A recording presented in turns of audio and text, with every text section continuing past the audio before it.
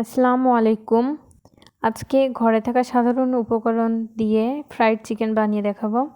তো এর জন্য প্রথমে মাংসে যা যা মশলা লাগে সব কিছু দিয়ে ম্যারিনেট করে 2 ঘন্টার মতো রেখে দিয়েছি। এরপর আটা এবং কর্নফ্লাওয়ারের মধ্যে দিয়ে দিলাম শুকনা মরিচ, ধনিয়া গুঁড়া, গোলমরিচ গুঁড়া এবং লবণ। ভালোভাবে মিশিয়ে নেবেন।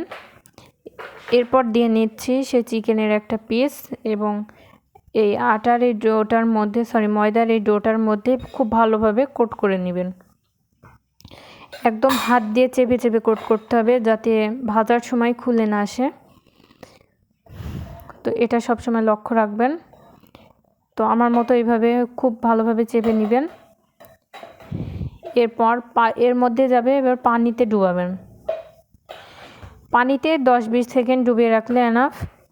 এরপর পানি থেকে তুলে এই যে পানিটা ভালোভাবে যেন নিংড়িয়ে যায় এর জিনিসটা খেয়াল রাখবেন। আবার আটার মধ্যে কোট করে নিব। তো যারা একটু বেশি আর একটু মোটা লেয়ার চাচ্ছেন তারা এই পর্যায়ে আবার পানিতে ডুবিয়ে আরেকবার কোট করে নিতে পারেন। সেহেতু আর একটু মোটা লেয়ার হবে। আমি 2টা লেয়ারে আজকে করে দেখাচ্ছি। আর তেলটা কিন্তু অনেক গরম হতে হবে, না হলে ক্রিস্পি হবে না। যেহেতু তেলের মধ্যে এটা হবে, ডুবো তেলেই অবশ্যই ভাজতে হবে। প্রথমে একটা দিয়ে ভেজে দেখে নিচ্ছি যে আমার সব কিছু ঠিক আছে কিনা। তো এই যে আমি প্রায় 18-20 মিনিটের মতো ভেজেছি। এর মধ্যে আমার খুব সুন্দরভাবে ভাজা হয়ে গিয়েছে। তো আপনারাও এরকম করবেন। তো এটা কিন্তু আমার ভাজা শেষ।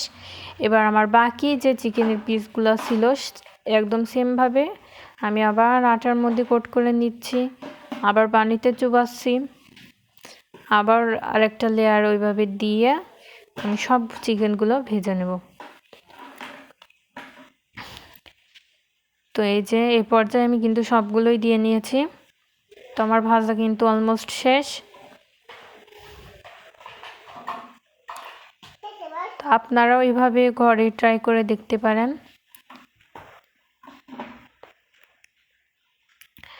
এবং উল্টে পাল্টে কিন্তু ভালোভাবে দেখবেন যে সব কিছু ঠিকভাবে হয়েছে কিনা। দেখা যাচ্ছে এক পাশ পুড়ে গেল আর এক পাশ কাঁচাই থেকে গেল, তাহলে কিন্তু হবে না। তো এই যে আমার ভাজা শেষ।